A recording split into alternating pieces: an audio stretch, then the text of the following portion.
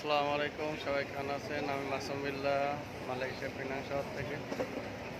আজকে এটা এই বছরে একবার করে হয়, গত বছর হয়েছিল, এবারও। তো দেখুন এখানে এইসব পিৎজা বা বার্গার অন্য এগুলো আছে, খাবারগুলো। এরা স্টল দিয়েছে একটু বড়। একটা গাড়ির ভিতরে আর কি, তো এই খাবারগুলো আছে এখানে। এইসবে একটা গাড়িতে একটা মনে করেন মনে আর কি খাবার তৈরি আছে এখানে, মাইলো বা স্কেচা অন্য যেগুলো মেনু যাচ্ছে সেগুলো আছে। যারা মালয়েশিয়াতে আছেন তারা তো অবশ্যই বুঝতে পারছেন যে এরকমই খাবারের দোকানগুলো বসানো হয়।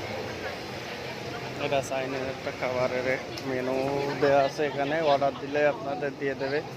এটা ভাড়া দেওয়া 10 রিঙ্গিট, 9 রিঙ্গিট, 13 রিঙ্গিট এইভাবে। এটা একটা চাইনিজ স্টল, এটা হচ্ছে মেনুমির দোকান আর কি। আর দেখুন এখানে এটা হলো মাঝপথে, এটা মাছের ওই পাশে আছে, এ পাশে আছে গান টানের আসর, তা ঠিক এটা মাঝখানে। তো দেখুন একটা অসাধারণ করে রাখছে, কত সুন্দর না সব মিলিয়ে, মাশাআল্লাহ।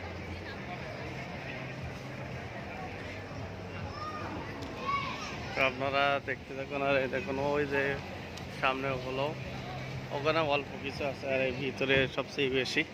তো আপনাদের নিজে নেওয়ার চেষ্টা করছে আবার।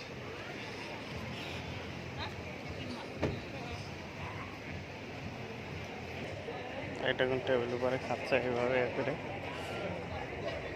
বিরামের পর আর কি। আর এই সব এই খাবারগুলো, এই কাঁচা এগুলো রাখছে, এগুলো শামাক, এগুলো আপনাদের ফ্রাই করে দিয়ে হবে অর্ডার দিলে। আর এই রুটি তৈরি করছে,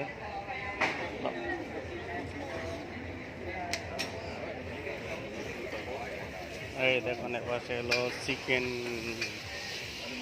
একটা ডন বানাইছে তো এটা আগুনে পড়বে, এবার হবে ফ্রাই করে, এরপরে একটা করা হবে।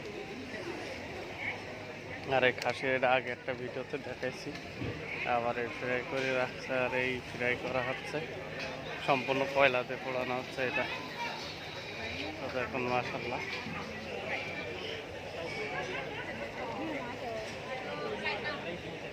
আর এইটাই এখানে চিংড়ি মাছ আছে, চতং আছে, কাঁকড়া ভাজি, তাই সবগুলো মিলে মাশাআল্লাহ।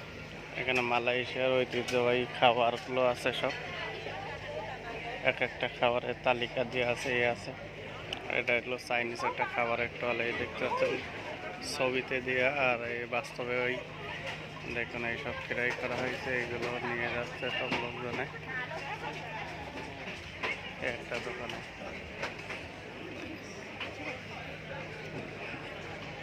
এই দেখুন এখানে সব এই খাবারগুলো কাঁচা সব, এইগুলো শাকসবজি দিয়ে আর কি করা।